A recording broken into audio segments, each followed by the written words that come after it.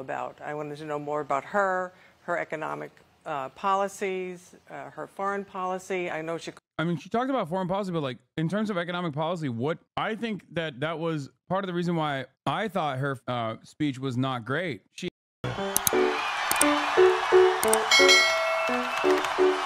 showcased that, thank God. Bring in Democratic strategist Joel Payne, a CBS News political contributor. Joel, good morning to you. This is your line of work. Who cares what I think? Do you have any notes or compliments for the vice president? Well, look, I'm a baseball fan, a tortured New York Mets fan. She pitched a perfect game last night, but, you know, just talking a little bit more about athleticism, I think last night was a feat of political athleticism. Not just last night, which was difficult, the valleys that she navigated, the way she continued to keep that coalition together. But look at the last month. Look at what Kamala Harris has done in 31 days since July 21. She's consolidated the Democratic base. She's rewritten the political map. And she shifted this race from a conversation with two octogenarians, near octogenarians, talking about the past to one talking about the future. Kamala Harris may or may not win this race, but she has created political relevance for herself that will go well beyond what we saw last week. It was a patriot. That is objectively untrue. Kamala Harris is a lifelong machine politician and a straight up generic Democrat. And the reality of the matter is that if she doesn't win this election, she's toast. Patriotic speech. Yep. It was a speech that was very strong on defense, a lot of pride and talk of democracy. What does she need? Are you going to talk about FD signifiers light work? The online left is cooked. People are saying that like he cooks me in this. I doubt that he does. Why would he cook me in this? This is a script they're going to give you if you go in 2028. Democratic presidential nominee Kamala. The undecided voter said Harris's speech made up their minds. Here's why. We got to watch this one. This is manufacturing consent. Need to do now to take this excitement and then the next 74 days turn it into votes. Yeah, well, Tony, that's remarkable, too. She reclaimed that freedom mantle. It was one that Joe Biden talked about in the frame of democracy. Kamala Harris has reframed it in a way that widens the circle of potential voters that Democrats can go for and potential routes. What she needs to do going forward is she needs to think about what does she want to do in terms of building a winning coalition. Does it look more like Joe Biden's 2020 winning coalition, or does she look like a 2008, 2012 Barack Obama coalition, which is more reliant on voters of color, African-American voters, young voters? I imagine the folks in Harris High Command are thinking about things like that this morning. Joel, our man in Washington, Major Garrett, is in New York this morning, and he's got a question for you as well. Sure thing. Good morning, Joel. When you give a speech like that last night, you have to talk about foreign policy and national security. Kamala Harris did that. Ukraine unifies the Democratic Party. The war in Gaza does not. She was very specific about that. Evaluate what she tried to accomplish and the divisions within the party on that underlying issue. Yeah, Major, it's a good question. I mean, I talked about that political athleticism again and the deftness.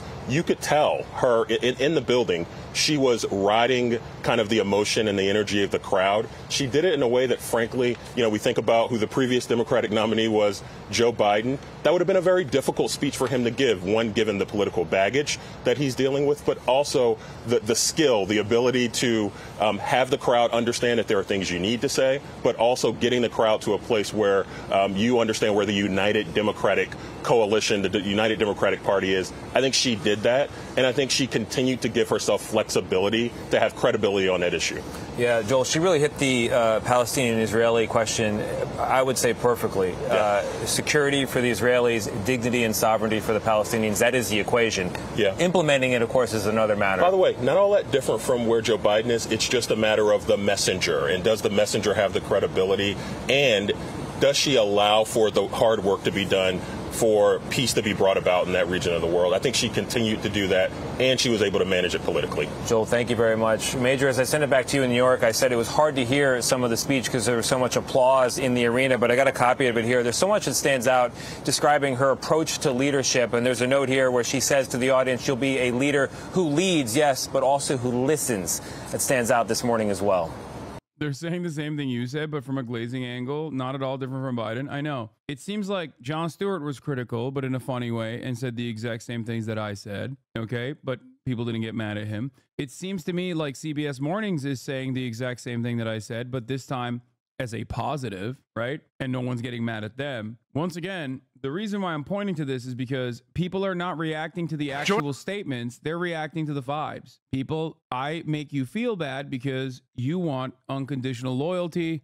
You are understandably afraid of a Trump presidency, and you think that like I am going to be able to change the outcome of this election single-handedly if I don't just defend Kamala vociferously. But understand that ultimately what I'm saying is correct. Okay, Hero. Now we'll watch the undecided voters that said Harris's speech made up their minds. Well, Harris, Because this was a banger from the undecided voters' minds at this portraying point. herself as an underdog candidate and a fighter, she addressed her party's convention on this closing night here in Chicago. Right now, we're getting reaction to the vice president's speech from some undecided voters in the crucial battleground of Pennsylvania. Seeing as Gary Tuckman is in Allentown. So, Gary, who's with you, and what are they saying about the speech? Well, Anderson, we do come to you from Allentown in the heart of the beautiful Lehigh Valley in eastern Pennsylvania. And we are with 8 residents of the Lehigh Valley who've been watching television with us tonight and watching Kamala Harris's speech. I do want to say they all have something in common, as you said, Anderson. None of these people before tonight have made a decision about who they will vote for in November. And at least one person here before tonight wasn't sure she was going to vote at all because she doesn't like either of the candidates. Also, what they have in common, 5 of these people, they are all 5 of them loyal union members from the UAW local, United Auto Workers, here in the Lehigh Valley. So thank you all for being here. First thing I want to ask you, I want you to grade the speech, okay? A is excellent, B above average, C average, D below average. We all know what F is. Let's start with you. How do you grade the speech? I gave her a B+. B. B+. A. B+. A. A. C. C. So mostly A's and B's with 1 C. I want to ask you why you made the decision you made. First of all, we start with Scott, who is the president of the UAW local here in the Lehigh Valley. Scott, what grade did you give it again? B+. How come? I gave her the high grade because I thought she looked very confident. I liked how she spoke from her heart. I liked her message of unity and the division that we have in America. I like her fight for the middle class and families. The reason I didn't give her an A. I love watching focus groups because it just like completely showcases the insanity of the median voter.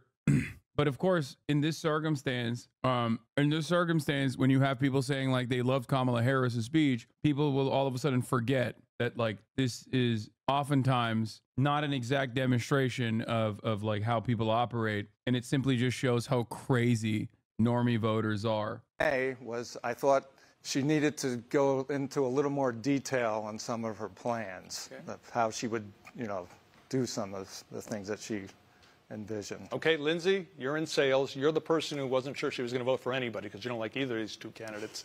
I'll ask you more about that in a minute, but first, what grade did you give the speech? I gave it a B. How come? I thought it was a good speech. I mean, she did what she was supposed to do. I liked that she was talked about her upbringing, made it feel a little more like personal. But yeah, I thought it was a good speech. Okay, Andy, you're also with the UAW. You make cars and trucks for us Americans, so thank you for that, along with the rest of you. Your grade again was? B+. And how come B+? I liked her plan for the middle class. Like my wife's a nurse. I'm an auto worker. I'm as middle class as you can get. I just felt like she should go a little more in depth. But I guess I understand you can't really go as in depth in these speeches. But a little bit more would have been like nice. Okay, Donna is your mother. Yes. Donna's a retired dental hygienist. Donna, what grade did you give it again? I gave her an A. And how come an A? Because she hit all the points that I wanted to know about. I wanted to know more about her economic policies, her foreign policy. I mean, she talked about foreign policy, but like in terms of economic policy, what I think that was part of the reason why I thought her speech was not great. She has some policies that she's floated already that I would have liked to hear her commit to and reiterate. Like in terms of domestic policy, in terms of like, she basically just vaguely talked about once again how she's going to build more housing units, which is fine. Like that's not a bad issue. But like that was one of the reasons why I was upset with her speech. In terms of like, in terms of her speech, I want her to do a Bernie style speech. Maybe not to the same degree as Bernie, but I want her to, and maybe not the same policies as Bernie, but I want her to run on issues. You know what I mean? I want her to run on issues. The idea. I think that like if you already have people on your side, okay? You already have voters that are going to go out and vote for the Democratic Party. You have some undecided voters, but there is a ton of voters who are not voting in the voter eligible population. I still maintain the belief that what Bernie failed to do in the primary, the Democratic Party could absolutely do in the general, which is activate those non-voters with exactly what you are going to do for them by communicating what you're going to do to them. That's it. And Walz does a pretty good job of, like, you know, keeping on message with issues and with what he wants to do. Couldn't go into depth about that, but I mean, I felt that she looked very presidential. She sounded presidential, and I think she's going to be a unifier. Yeah, by the way, going into tonight, Andy was 60-40 with Kamala Harris. Yes. You were 50-50, which is interesting. We'll talk more about that in a second. Patrick, also with the UAW, Dwayne, you gave it again? A B+. How come B+?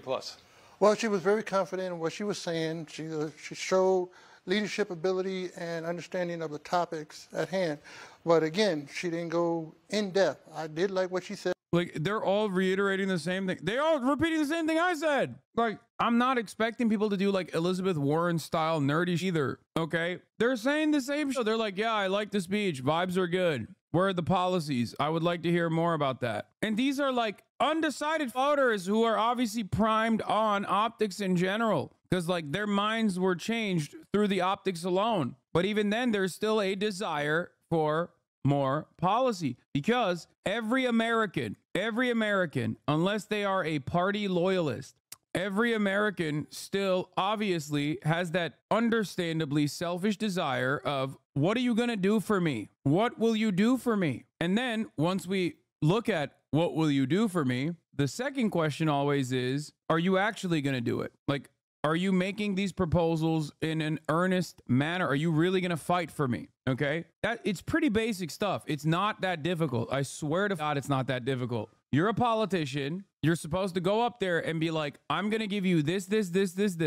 And then you're supposed to say, I'm going to fight for you in a way that is convincing. It's that simple. That's what politics is supposed to be about. Chomsky on voters in Vietnam, very relevant. To answer why people are mad at me, from what I can see online, differences, the vibe you give is speech is trash and no style terrible. This, since your tweet said that law, but these people plus jank and media, our speech is amazingly good, well delivered, A+, just need more details. No, not these guys. Jon Stewart literally also said that the DNC vibes were, he didn't say it was A+ at all.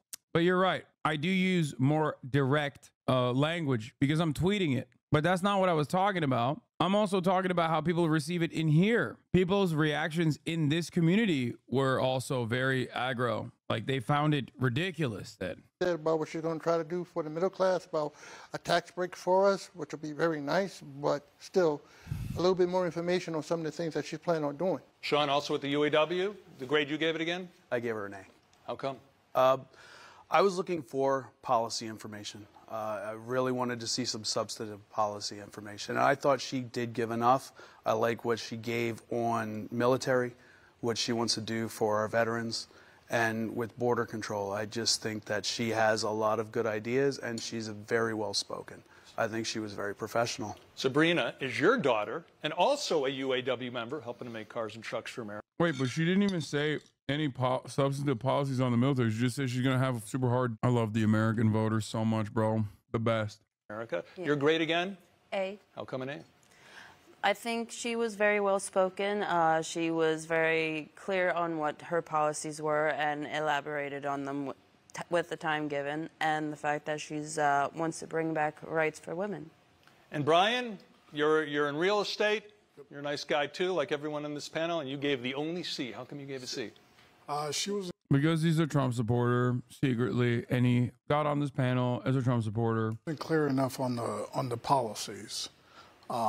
She did speak a lot of her personal history, which was great, but I still don't feel like she's ready. I feel like more so she should wait. I don't want to, per se, vote for someone that is a backup. All right, well, but I'm going to ask you shortly. You're obviously not ready to vote for Kamala Harris. Right. I'm sure about that. Right. But what I want to ask all of you all together at this point, like I said, none of you were ready to make a commitment to any candidate in November.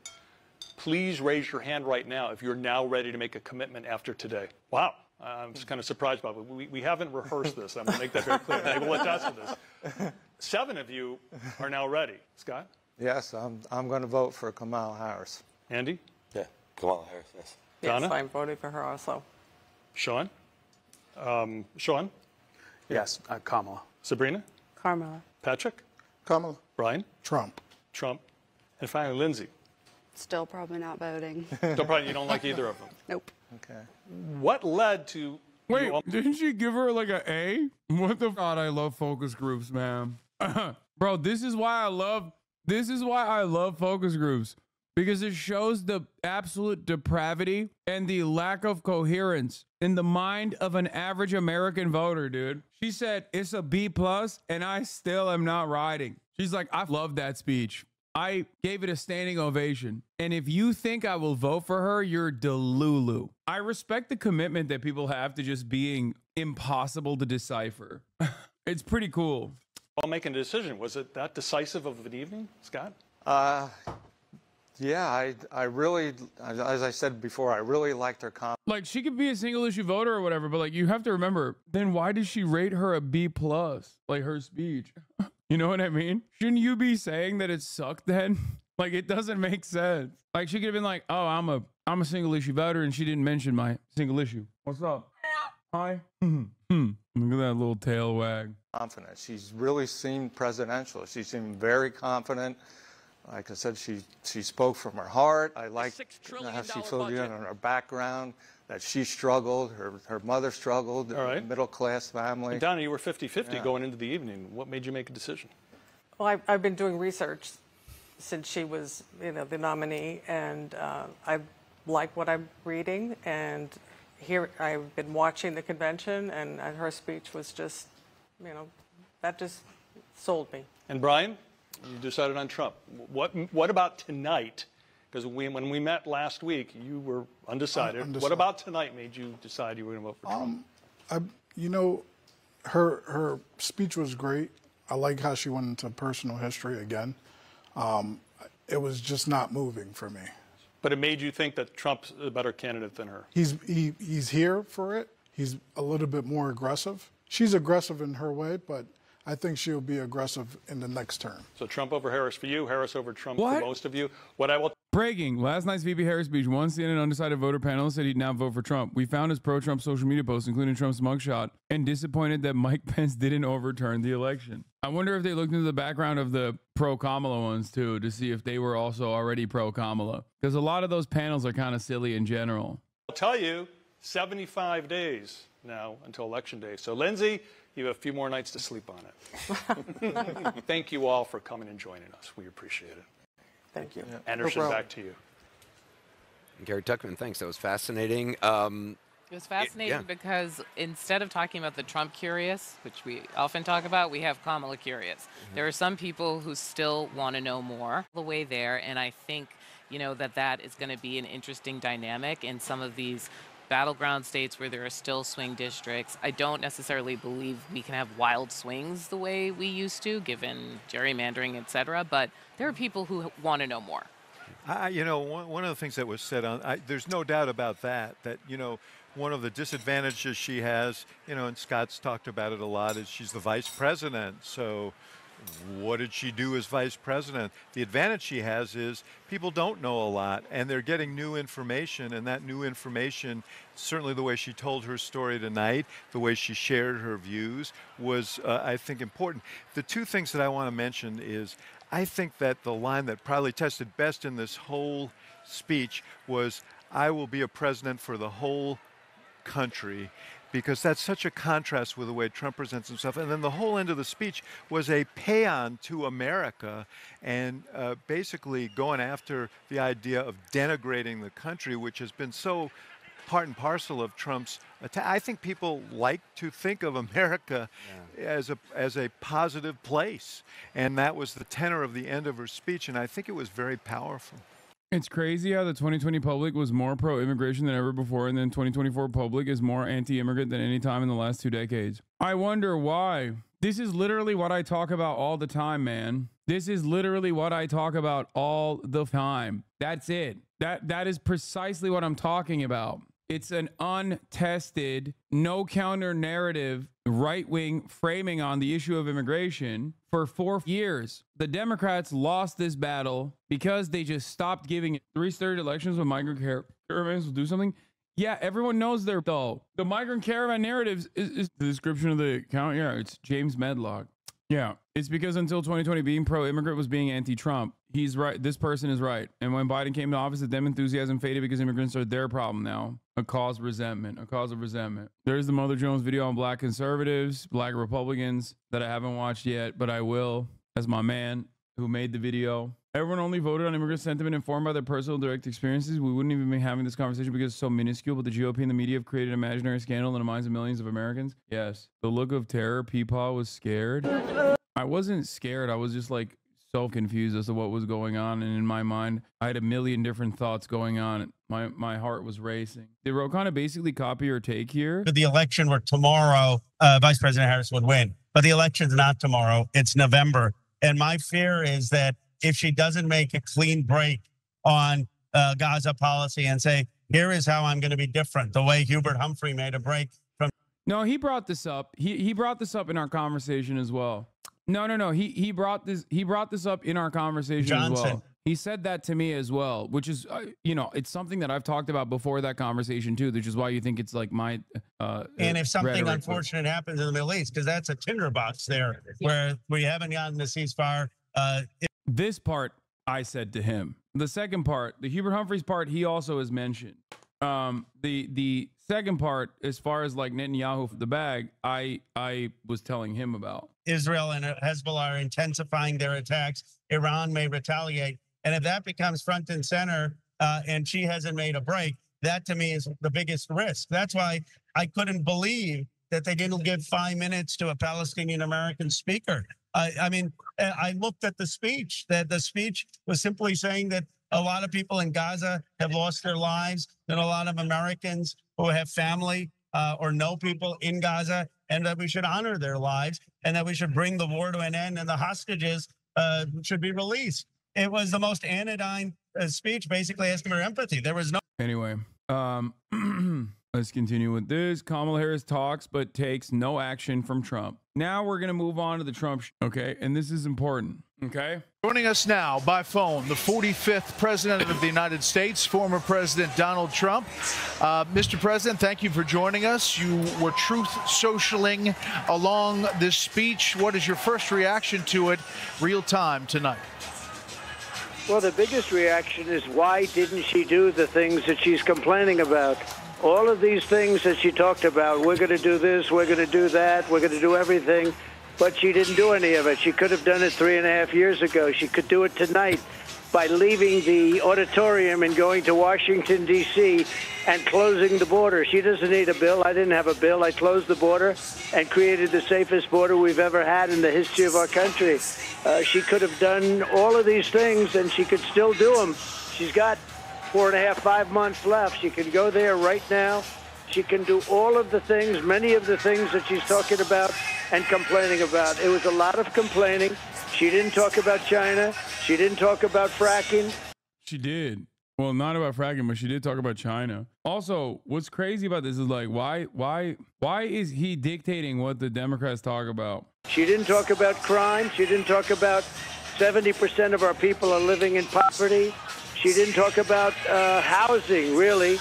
The trade deficit. She didn't talk about child trafficking that she's allowed to happen because she was the border czar and she presided over the weakest border in the history of our country. It's an invasion. I was there today. Yeah, he hit the button. As you know, Brett, it's an invasion of our country taking place at our border, our southern border. It's a total invasion. And now it's starting at our northern border also, through Canada. And she didn't talk about any of that because she talks, but she doesn't do. It's no action. But, look, other than that, it was a nice-looking room.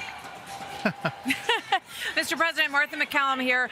She said that she is promising middle-class tax cuts, and she says that if you are elected, it will cost Americans $3,900 more a year in increased taxes. She's tying all of that to this Project 2025. That's where that number is coming from.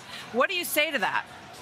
Well, she knows I have nothing to do with Project 25. They throw it out. A group of people got together. They did a thing. I haven't even seen it. I don't want to see it. I told them specifically, I don't want to see it. People know where I stand. I lower taxes. She's raising taxes. She's going to give a tax increase of 4 to 5 times what.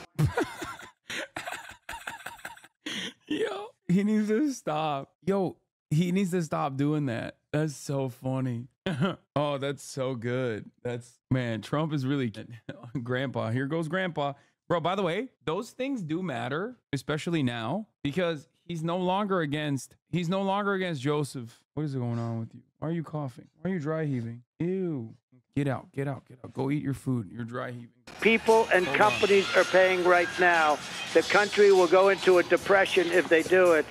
She didn't talk about interest rates. I mean, the interest rates are now getting close to record rates. People can't do business. Nobody can borrow money. People can't go to the American dream and buy a house because they can't afford the interest rates. And even if they could, the money isn't available. She didn't talk about any of that. Now, if she got in, look, she's a Marxist. She always was. She always will be. She's going to leave the border open. I was there today, and the Border Patrol, as you know, gave me total endorsements and all of that. I've gotten endorsed by almost every major police group in the United States. But she is a Marxist with open borders. She's not going to have any fracking in Pennsylvania. She's going to close down the oil and gas industry, and our country is going to go bust. She didn't talk about the $35 trillion, which I was going to start paying off with liquid gold that we have right under our feet. We were going to start paying off debt, lowering taxes still further.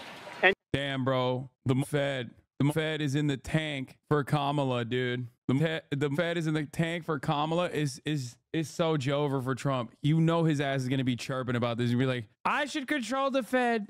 Class analysis at DNC. Is this going to be Chris Cuomo again? Oh, no, it's this guy. Yeah, this guy's dope. I'm actually kind of surprised they let him speak, but I like this guy a lot. But yeah, all of those True Social tweets that he was tweeting out and everything else since then, I feel like I don't know. It's just he's flailing around. And, you know, she wants to raise the taxes on corporate. They're going to do is pick up and move to another country, like the pharmaceutical industry moved to Ireland. My dad believes Kamala is a communist. So does mine. God, Americans are incredible. Incredible. Ireland, and they moved to other places.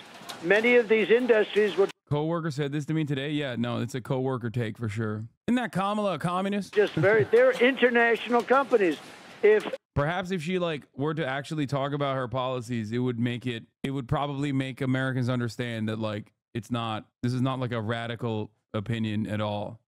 She raises she's not a radical person at all. Even if she were to actually commit to, bro, Trump literally said if Kamala Harris is elected, every American will have health care. That's communism. Okay. At this point, I don't think we're hearing words and understanding the words that we're hearing. We're hearing, we're not listening. Okay. That's crazy. He said that as an own. He said that as a bad thing. What is happening in this nation? We've gotten dumber and dumber over the course of these past couple of decades.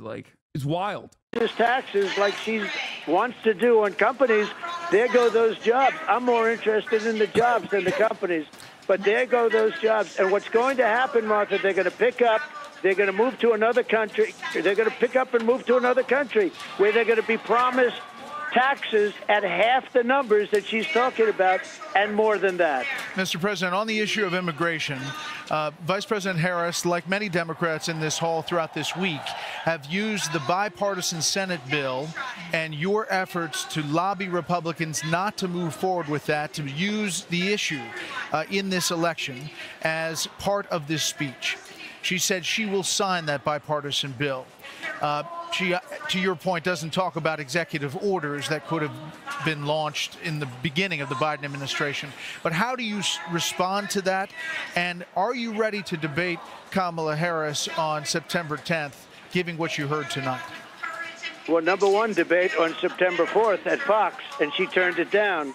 Because, as you know, Brett, I was willing to debate with you and Martha. I was going to debate on September 4th. She turned it down. And I'm willing to debate on, I don't like ABC. I think ABC is probably the worst of the group. But I'm willing to do ABC. I was willing to do CNN with Joe Biden, and you saw what happened there. I mean, CNN does not treat me or Republicans very good. But I was willing to do it because it was the only way I could get to debate him and ask him how that turned out. But look, I am willing to debate, and I think we should do much more than one debate. But you know better than anybody, I'm ready, willing, and able because I told you yes, and she turned you down. And on the immigration issue? On the immigration, it's very simple. The bill was horrible. It would have allowed millions of people to pour into our country. Would have been horrible. It was a horrible bill. It was a joke. She doesn't need a bill. I didn't have a bill. I closed the border. I had the safest border in the history of our country. I closed it up. As president, now she'll have to get Joe to do it, but she could probably have a lot to do with that, right? Now Joe's missing. He's on a beach in California. But you know what? All she has to do, or all he has to do, is say, I want to close the border. The border is closed as of now. They don't need bills. They don't want to close the border. I stood at the border today in 100-degree weather, and I will tell you, it's a dangerous place. And I was being told by Secret Service and a lot of other law enforcement, sir, it's really dangerous here. I think it's time to leave. You wouldn't believe the things that I saw at that border. She's the border czar. Now she wants to deny that, but she's the border. In any event, she was in charge of the border. She's the worst border czar in the history of the world. There's never been a border so unsafe as this one. 20 million people have poured into our country, many of them from prisons and jails, from mental institutions and insane asylum, and record number of terrorists. And other countries are releasing their prisoners from their jails. They're emptying out their jails into the United States of America because of her incompetence and her bad border policies.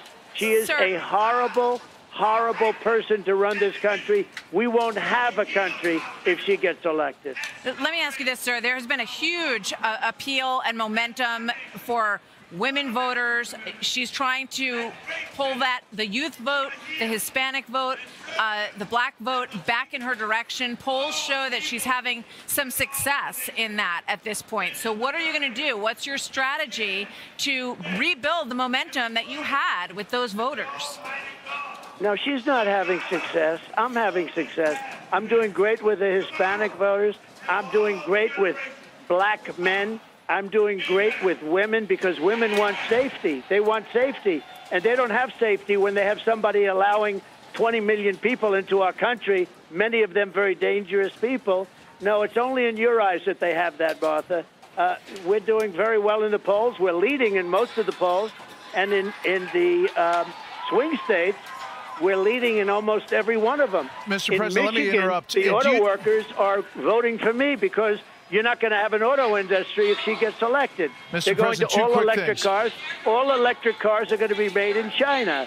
And you're not going to have, you literally will not have an auto industry. The United Auto Workers ought to be ashamed of themselves. They sold the workers down the tubes. Two quick things as we wrap up here, Mr. President. Tomorrow, do you expect to be endorsed by Robert F. Kennedy Jr.? And are you making a specific effort in Georgia to make up, if you will, with the governor of Georgia, Brian Kemp?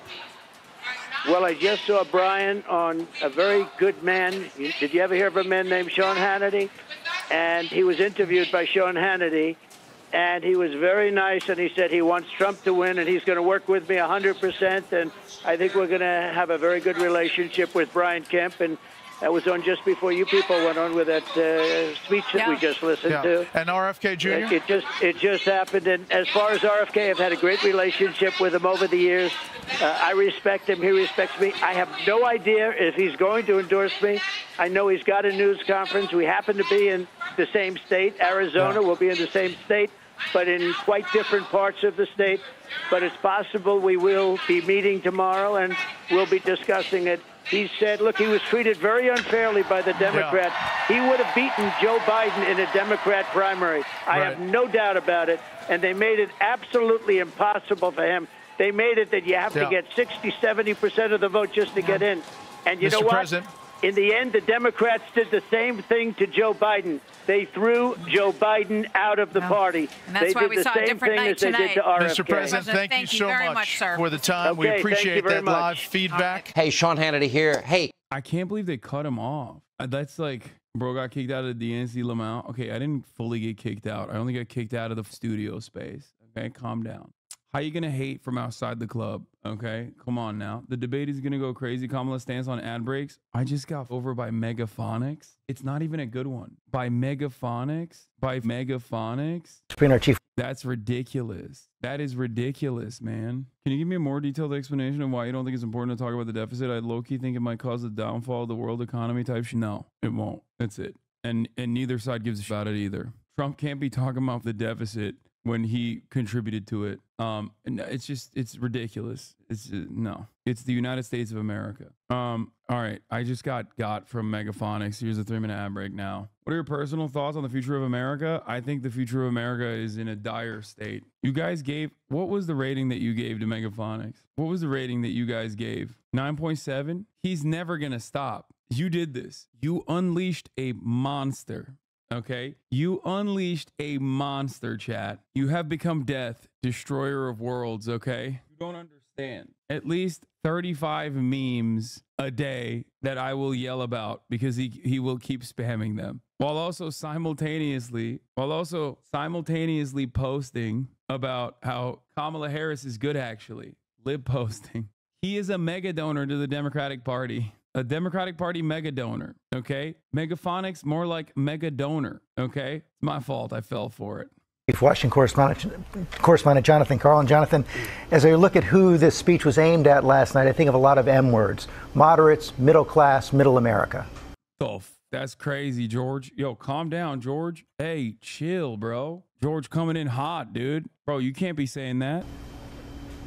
Absolutely, and a direct response to the way Donald Trump has tried to define her.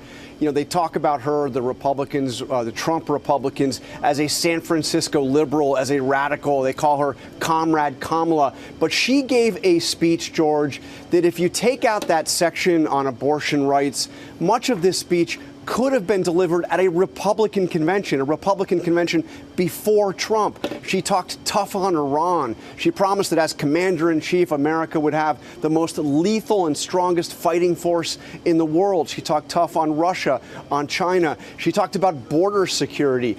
She really gave a speech that was designed to go at independents, moderates, disaffected Republicans, the vast majority of undecided voters in the country. A very interesting move and quite a contrast from the way she ran for president the first time when she tried to get the nomination 4 years ago. This is a Kamala Harris that sounded a little bit more like Maggie Thatcher or Ronald Reagan, especially on national security, than like Bernie Sanders. Well, and it's interesting you mentioned that there's more talk about Ronald Reagan at the Democratic convention than the Republican convention, and the Democrats really making a play to claim patriotism on their side. Yeah, I mean, there's an opening there. Donald Trump has used words like American carnage to talk about America, has portrayed a more isolationist, protectionist view that is at odds with what Ronald Reagan was all about. So this was Kamala Harris. I mean, she didn't say the words city on a hill like Ronald Reagan did, but full embrace of patriotism, the American flags waving here, the chants of USA, USA, USA.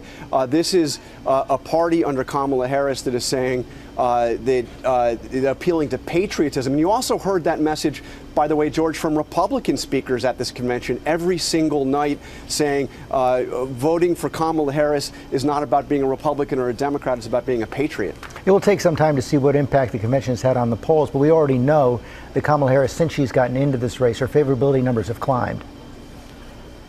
Yeah, look, this is going to be, I mean, this is likely to be a very close race. But if you look at what has happened, her favorability, she was as unpopular as Joe Biden was a month ago. Her favorability in the polls has steadily gone up over the past 4 weeks, even before this convention started. Okay, John Karl, thanks very much. Here's the good news. Don't let the browbeating and fear-mongering from DNC loyalists bully you into voting for a little neocon more longer. Do not vote for KKK Kamala, chat. KKK Kamala. So they're saying exactly what you said. They must be crazy leftists too. No, the difference is they like that Kamala is saying that. And I think a lot of people also like that. Or rather, a lot of people listen to those guys and think, oh, well, they're saying it's a positive, so I must think it's a positive for other people. Maybe not for me, but for other people. That is the major vibes I get. Liberals are scared of Donald Trump. Liberals are scared of Donald Trump. They go to mainstream media, and mainstream media says, they go to mainstream media, and mainstream media tells them it's good that Kamala Harris is moderating her positions. It's good that Kamala Harris is showing, I can't even talk. I really need to sleep more tonight for sure. They say it's good that Kamala Harris is moderating her positions. It's good that Kamala Harris is showing a strong commitment to the American military, right? And I think they see that as a positive, or they're taught to recognize that as a positive. So then when someone looks at that exact same thing and says, this is a negative, actually, this is scary for the future of America, then they go, why are you saying that? It's funny because a couple weeks ago, I was saying this exact same thing about my worries, actually, about my worries about the Democratic Party doing this exact same thing. I literally said, I'm waiting and I'm seeing, but I am actually terrified that the Democrats are going to rely on their worst instincts, run scared as they have before in election cycles where they've lost, and try to moderate their positions once Republicans start calling them radicals. And that is precisely what happened. Of course, I'm not going to be happy. I've been warning about this. Actually hates Republicans, okay? Here, this is my rant from yesterday. Only that actually hates Republicans, okay? I'm going to say it. I'm saying it, dude. I think Democrats don't hate Republicans as much as I do, okay? They love saying, oh, I guess you want to vote for Trump then. But like, dude, you don't hate Republicans. You want them in your party. You desperately advocate for them to come to your party. You literally have them at your convention. You have them at your convention. You have them come and speak at your convention. You literally have their loyal soldiers come speak at your convention, the border guards, the cops. Like, you love them. You want to the Republicans. You want to hug the Republicans. You want to kiss the Republicans. You want to be Republican. You want to be Republican. You're just a Republican. I hate Republicans. You don't. You want to f them and you want to suck them. Okay? So stop with this. That's it. I want to kiss the Republicans and then become Republicans and then kiss myself. How bad did you want to yell? I did, but I couldn't because, you know, my hotel neighbor had complained about my noise. Kamala Harris speechwriters just leaked. It's true. I come from Appalachia. All right, this was a good line. A good speech. Let's watch this. We kept the lights on in this country for generations. But the wealth made by our broken backs and our black lungs never did trickle down. And Washington listened to rich men demanding that we stick with dirty energy at any cost. Across the country, working class people are looking for a political home after years of both parties putting profit above people. Now, Trump, a billionaire, says that he'll take on the elites. But then he promises handouts to big oil, and he punches down at anyone with the guts to be different. But populism that insists we are too different to get along, is just divide and conquer by a different name. There's another sort of populism with roots in this party that we in West Virginia know well. They called us rednecks back in the 1920s because striking workers from all different races wore red bandanas around their necks as they fought and died for respect and a living wage. Their fight yesterday is our fight right now. Right now. It is our choice to build on this progress and to create a political home for the mass of working Americans fighting for control over their government, their workplaces, and their planet. And it is our moment to live up to. Let's get after it. Do you ever nervous to speak on that stage, or are you used to it by now? No, I don't have a problem speaking on stages. Yeah, More Perfect Union. More Perfect Union also aired this video at the DNC, which is interesting because the room that I was utilizing, I believe, was with the More Perfect Union donor. Like, I think the room that they kicked me out of was a More Perfect Union room. They didn't have any say in it, though. I don't think. And both parties are battling to prove that they stand with workers. But sometimes, workers don't get the invite. Do you know where the auto workers are? I haven't seen anybody from the UAW. Nobody from the UAW? After we struggled to find any auto workers at Trump's rally for auto workers, we hit the road to find out what Democrats have been up to. The Inflation Reduction Act is helping a few. What? Hey, Unc, I love your stream, but my wife struggles because of the hate dehumanization of the hogs. She makes the point that this is how Israel sees Palestinians, and I wanted to know how to engage in class consciousness with Republicans so we don't engage in hate. All love, King. Wait, what? I don't want to... Like, what? I don't want to ethnically cleanse Republicans, which is not an ethnicity to begin with. Hogs aren't even all Republicans. They're a very specific type of Republican that oinks and chirps nonstop like a little piggy, okay? Hogs can also be convinced not to be hogs.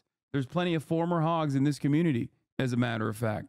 It's the dehumanization. I dehumanize Nazis too. Is your wife upset about that? What are we talking about? Yes, if someone is an angry little demon, we're going to have a little bit of fun, okay? If someone is a bully, I'm going to bully them back a little bit, okay? Being a hog is a very specific type of Republican. Having said that, I still want them to have health care. I don't think, last time I checked, I don't think Israel is down to fucking, give health care to all Palestinians, nor even stop them, or nor even allow them to live, really. Hogs are the #1 most oppressed minority in the U.S. Yeah. Hog is a mindset, not an immutable attribute. Thank you. There are literally a shit ton of former hogs in this community that have been convinced not to be hogs. That's it. Fuel a boom in clean energy, creating 9 million new clean energy jobs over the next 10 years. As a pro-Israel Democrat, thank you for your loyalty to the Democratic Party, your vote for Kamala, and your efforts to try to corral your audience to vote for our party. Despite our disagreements on Palestine, we all see the bigger threat of a Trump presidency. Dude, that's a hog right there, brother. You see that? They don't just have to be in the Republican Party. No way, this isn't a joke. Nah, this is probably like a Destiny fan or something. They're writing this to be like, ooh, I'm going to get him. Or maybe he's being sincere. I don't know, because he's confused. Damn, DNC over and 20K libs, poof, gone, just like their morals? Nah. I mean, that was a big deal for a lot of people. That's why they were in here watching. Is a pro-Israel Democrat. I don't understand. If you're pro-Israel, why are you voting for the Democratic Party? I don't get it. That's what you care about. Care about it so much that you like put that in front of you being a Democrat. And a generation investment. I thought that American manufacturing was supposed to be dead. Here I am looking at one of the biggest auto mega plants being built. We talked to work. Bro, you joke about that, but my Democrat family members are low-key considering not voting for Kamala because they think she's not pro-Israel enough. They thought even Biden wasn't. Yeah, I mean, they're gone. You know what I mean? They're fucking gone. Like, they're just far gone. Good luck having a normal conversation with them on the issue of Israel at all. Workers in rural Tennessee who joined a union for the first time to build one of the largest battery plants in the country. We have 20-year-old people thinking about their future. We never did that. I got things now that I never thought I could have. Generational wealth, I'm working on that. Medical, dental, vision, pension, something to fall back on when it's all over with. We went to Vegas, where union workers are building America's first high-speed rail. To Lordstown, Ohio, where auto workers who lost their jobs under Trump returned to work at a new battery plant. This could be the future. This could bring industry back to Lordstown. We saw it in its heyday, and here we are. We have the opportunity to make the battery. And Milwaukee, where workers are replacing every lead pipe in the city. It helps with the struggle. You don't have to struggle with 2, 3 jobs. You know, you can maintain with one job. This is my own neighborhood. This is your old neighborhood? Yes. Makes me feel good because I'm giving back something. It's easy for stories like these to get drowned out by fake worker rallies at non-union plants. Does anybody know that there's a Donald Trump event just an hour away from here? Yes? No? No. Was anybody invited to it? But over the last 4 years, only one party has invested trillions in clean energy, bringing back manufacturing and rebuilding. Is Gianna and my friend's dad wants you to know he's not a Dem donor? Damn, Gianna's back. I thought he was a Dem donor. My bad. I don't know what he does, but he just texted me. That's so funny. Why are you texting your friend's dad, Gianna? What the fuck? Why is he watching? Is he a watcher? Thank you for correcting the record, though. Real-time fact-checking. Valve new game Deadlock is playable on stream. Why are you playing Democrat propaganda on stream? This is more perfect union, dude. What are you talking about? I mean, they do a little bit of Dem propaganda recently, but... Infrastructure, putting workers at the center of it all. And this... They do pretty good work overall. Is just the start. Anyway, new Kamala ad in swing states. Let's see. Standing up for everyday Americans is at the very foundation of who Kamala Harris is. Raised in a middle-class home by a working mother who instilled in her a passion for justice and equality. That's why when Kamala Harris became district attorney, she stood up for our kids, keeping them safe by prosecuting sex offenders. She also pioneered a program to give nonviolent drug offenders a second chance. As president, Kamala Harris will continue the fight for everyday Americans. She's already lowered the cost of your health insurance and medications. Insulin is now capped at $35 for seniors. But there's more to do, because mortgages, rents, groceries, and utility bills are still too high. Harris's plan to fix it? Build more homes to lower prices and make the wealthy and billionaires pay their fair share so we get a break. All her life, Kamala Harris has been standing up for us, and she doesn't plan to stop anytime soon. I'm Kamala Harris, and I approve this message. Found that Democrat. You're a Democrat, but you're choosing to vote for Trump this election? Yes, without question. Both as a Jew and also as a gay man. I'm an activist. I led the opposition to Anita Bryant and Jerry Falwell. I know where Biden is at. I'm not there to support men having babies and homos for Hamas and trans men taking over women's sports. You know, dude, fried. Deep fried brain. I swear to God. My man's brain is deep fried. Okay. Homos for Hamas. America is such a wonderful nation, though, because like it has the capacity to fucking fry people in this very specific way where like if this man just came up to me not wearing this garb or anything like that, or even with this garb, I would have immediately clocked him as like an evangelical. You know what I mean? I never in a million years would have thought he was a gay Jewish man. That's the beauty of America in many ways, you know? Don't judge a book by its cover. Or if you find out that someone is an American, the cover might be different, but what's inside is still going to be very similar. Anyway, Donald Trump's campaign, stop.